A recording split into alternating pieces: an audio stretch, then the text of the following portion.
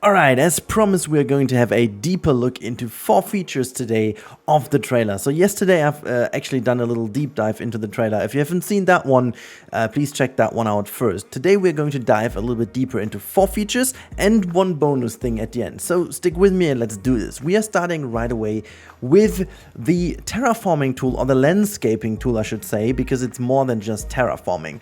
From this image over here, you can see the tool in action. I have actually taken some 4K images so we can zoom in a little and have a little looky look. Look at how sharp that is. So we can see that there are 4 different options, and we have some options on the left. Let's start with the very obvious things on the left. We have a brush size, which at the moment is set to 300 in-game units, it appears, and we have a brush strength of 35%, which I think is highlighted by the violet and green cyan-ish color to the outside. I guess that makes sense. And then we have some tools in the center, and as you can tell over here, let's first start with the tabs. And I'm like, the tabs could actually be, I thought it would be path, but maybe this is meant like case or something like that, maybe to, you know, fence off some natural areas. But we definitely have the landscaping tool on the left hand side, the actual, you know, push and drag tool or whatnot. And then we do have some sort of plant tool. I'm not sure if that's only for foliage or if there are also some single plants in, but assuming that we can set the brush to 1 again, we can also maybe pinpoint the individual trees, for example, what is very important for like people like me who love to do some beautification. As for the tools we can see present in this screenshots, unfortunately the other ones haven't been shown in the trailer. We have 4 different options. The obvious one that is highlighted right now is kind of flattened to surface. As you can tell over here, this is the one set. I believe it's actually working exactly the same way as it did before. That one over here seems to be like push. This one, actually this is pull, this is push, or vice versa, however you want to call that. But this one does create some valleys, while this one does create a mountain. And this one seems to be like a sharp mountain tool, or actually something like to cut into the mountain to shape it better. I think one thing that is not present in this image over here, but during the whole trailer you have seen the skyline of a different mountain shapes and stuff like that, and they have been ridiculously good. But even in this picture over here, you can see that they have improved the way how the land forms and how the textures blend to each other dramatically, which I think is one of the most important things to understand. Textures have always been an issue with me personally, but also I know that a lot of people have had issues with those in cities skylines, because they not always blended in well together, and they were like a little bit problematic, especially when it came to the choice of different textures. You only had a very limited choice of textures, and then once you decided to go for snow, basically sand was snow and you couldn't do any sand anywhere. So these kind of things hopefully are somewhat solved out. This could also be the surface painter, for example, because we don't see it in here, so maybe that's not even a pathway. This could actually be also the surface painter. But I'm really looking forward to this feature, because it seems to be very much fleshed out, very much improved to what it was needed. It was already a good tool in the game, and it might not be as good as the voxel-based tools in the Planet games, for example, but I definitely think it's going to be a huge improvement, and I'm personally very excited for that one, simply because it makes sense to have these types of landscaping options in the game naturally and not via mod, simply to be able to just shape your city in the way you want. And as we all know, having different elevations makes the whole city so much more interesting looking and so much more enjoyable to watch and look, and you know, just in general. Anyhow, so let's move on to the second wonderful feature I want to talk about, and that is the road building tool. Now, I have been not corrected, but actually I have been supported by my assumption that they straight out got some modders into helping them, but in fact they actually did hire the one who built some of the best mods in terms of streets and stuff like that. So actually the creator of the parallel roads tool and network tool himself has been hired a while ago, so that only makes sense. But now let's go deeper into what we can find over here, and that is a lot. Okay, let's start in with the easiest things, as we've already discussed yesterday. There seem to be the pipes below the road right now. Actually, we do have 3 different types of pipes. Now, the one pipe is obvious, that seems to be the water pipe. The other one has to be maybe like the waste pipe in terms of, you know, I hate this song, by the way. Let's skip that song. The one is the waste pipe, where, you know, dirty water gets into the deluge system. But the other one, I believe it could even be electricity, maybe, or heat. Like this, it just came to my mind that this might actually be a heat, like a gas, you know, kind of a gas pipe, because this is something we didn't have. Like, heat wasn't a thing, and since the game comes out with seasons available right away, maybe heat is a factor, and we can even use heat from factories and stuff like that, like passive heat going as a gas into the pipeworks under the city. That would be very interesting. So I guess that's something very, very good to look at. Then we do have the modes over here, and now let's have a little look at the modes. So first of all, we have the straight road. Awesome, easy. We've got the curved road, easy. Then we've got something that looks like a freeform road, but it could technically be also just a road that is made still with the nodes, but then you can go left and right and straight, whatever. And this one over here, the third one, may very well be a kind of a complete freeform road. Then obviously we have the roster function, where we can get in the different like zonings. And then I might be wrong over here, but that looks almost like a picker to me, like a zone picker, and just copy paste the zone that you've selected. I'm not sure if that's a thing, but it might actually be the thing. And then we have the elevation. As you can see, you can put the elevation up to a certain meter, and this seems to be like an incremental option, where you can click that and then it just goes incrementally up for the incline, which makes the whole transition a lot more seamless and smooth, which I think is very important. But that's really good. Then obviously we have the parallel road mode over here, which, as I said, it makes sense now, knowing that the actual developer of this mod is now staff at Paradox. So that makes a lot of sense, and we have the parallel road too. And over here, snapping, yeah, I am not entirely sure what exactly this is, but people in the comments have gone crazy yesterday. I think, as we can tell, the normal snapping maybe to the node, this might actually be the node snapping. This one over here might be the surface snapping. This one, I'm not entirely sure if that's maybe square snapping, like, you know, if you build one square and it always goes in the same increments, the same in-game units. Then we have something like a 90 degrees junction snap, something like that could be a thing. This one over here does, I can't really tell what that one is. Maybe you got an idea in the comments.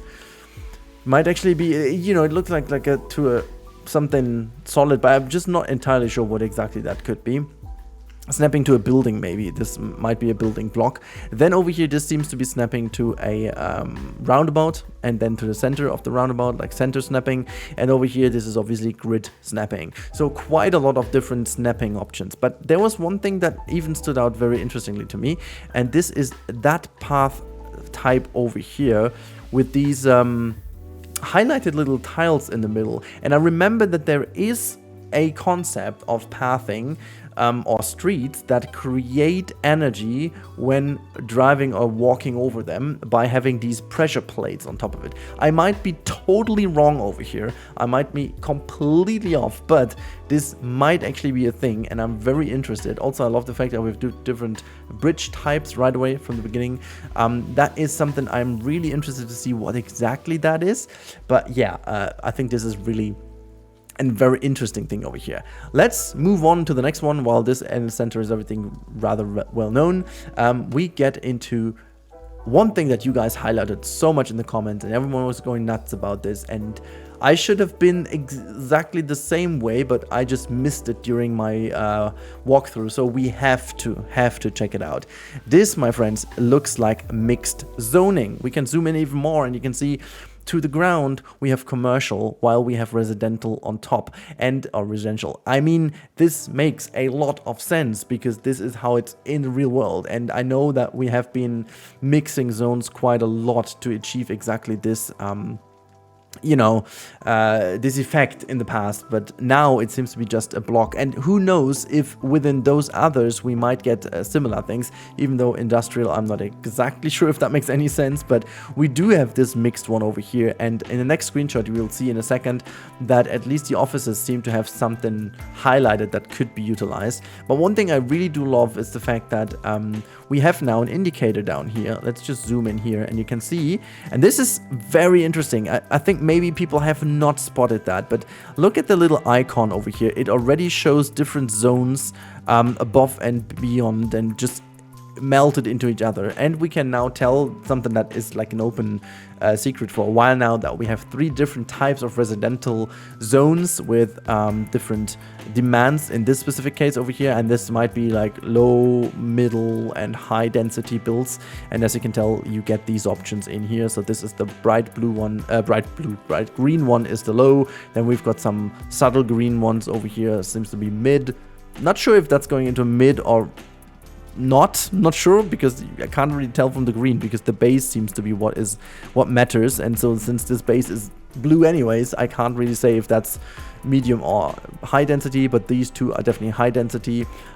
So yeah, that is that. And if we go into the next one over here, you can see that once we zoom in, this seems to be also rather blocky, and I'm not sure if this is just the shading so that we know that this is like a building with different layers and they just didn't want to make it look so flat. But apparently if you go in here, there is another building which I'm not sure if that's bluish to the ground, or this might be just from the screenshot. It might be me guessing now, but it's interesting to see that certain things like that work. You can see there is also some blue zoning in the commercial area, residential area, and so on and so forth. Very interesting, very interesting to see that. I mean, it's very important to note that I am just guessing from this. I did not have the chance to play the game as many other people have already had, and I'm very curious to see, especially the material of Mr. 2letters20. I've been chatting with him quite a bit, and I will use his stuff to make a video about that soon. So very curious to see what they did with it, and what they have to reveal, obviously. Now, going into the next screenshot is also our next topic, and this is something I'm super excited for, and this is modular building. I called it that way. I'm not sure if this is the in-game naming of that, but this trailer has shown that they seem to have used an approach that some buildings, more than in the past obviously, but some buildings have a modular approach, meaning you can install upgrades and you can install certain things. And the good thing, it's not only with like these type of monumental buildings, like you've got university over here, and you can see that this is an upgrade tab itself. Like you click on the building that you've already built, and then you can put upgrades on, which seems to be like another wing maybe over here, just like that. This one seems not to be completely unlocked at this point, or maybe it's already been built, or you can't, or whatnot. And then we've got something like a picture which might actually be customization, and who knows if that is only a temporary icon, because we know that's a trailer and the game is releasing in October. There's still some time to flesh out, so maybe that is just a temporary icon for maybe decoration. You never know, but I would assume that this is something like that, and you can maybe decorate some of these areas. As we can tell, this building is not part of the university now, but in the trailer, if I'm not completely wrong, in a different shot you can see that this building had even more than these 2 elements, and actually 3 or 4 even. So modular building is definitely not something new, but it's good to have it right away.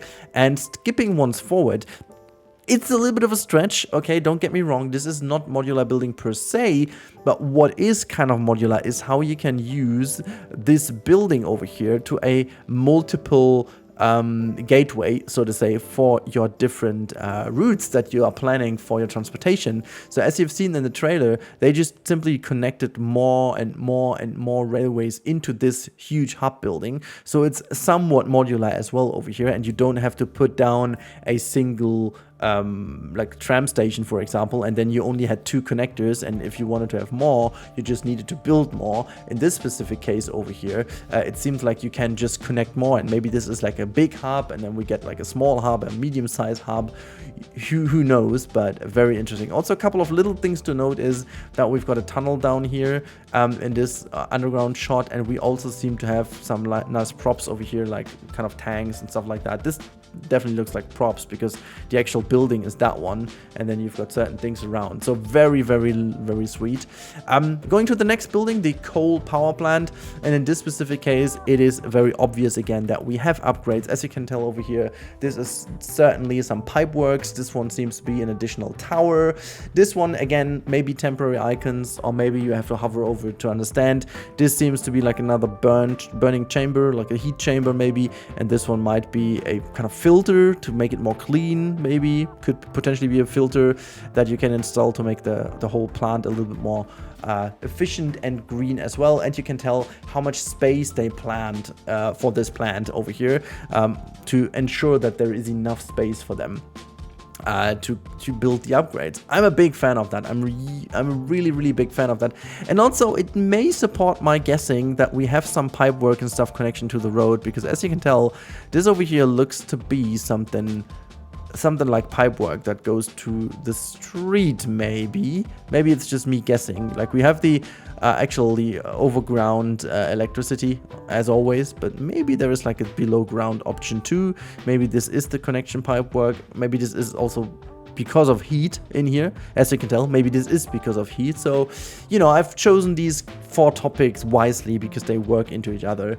But that should be it about the 4 different topics we needed to talk about, the features. And there's one bonus one as promised, and that is, maybe you don't spot it right away because I certainly did not in the trailer, but people have hinted to me in the comments, and big thanks to you. There is a cathedral over here which looks awfully close to Notre Dame, if I'm not completely wrong here. At least 2 towers are in, and the ship looks the same. But I wasn't even aware that churches and chapels and stuff like that were not a thing in City Skylines. I know that I've used plenty of them as mods, but I did not know that they were a thing or even like a requirement. And now, I mean, frankly, this is not even confirmation that we needed. This could very well be a monument. So this city seems to be pretty much end game level. So who knows if that is a monument, because it certainly looks like one. But it could also be a requirement that religion and churches and stuff get in. So again, that would be very interesting how they solve that one. All right, enough of that. I hope you guys enjoyed this second deep dive. The next videos will be hopefully with new material. Let's see what all plops out during the next coming days. And I will also give you a little overview of my thoughts after all this massive information drop over here, simply because I think it is more than I already have wished for, but more about that in the different videos. So if you want to stay informed, make sure to sub the channel. That would be amazing. And until then, just have a wonderful time. I talk to you in the next one, and goodbye.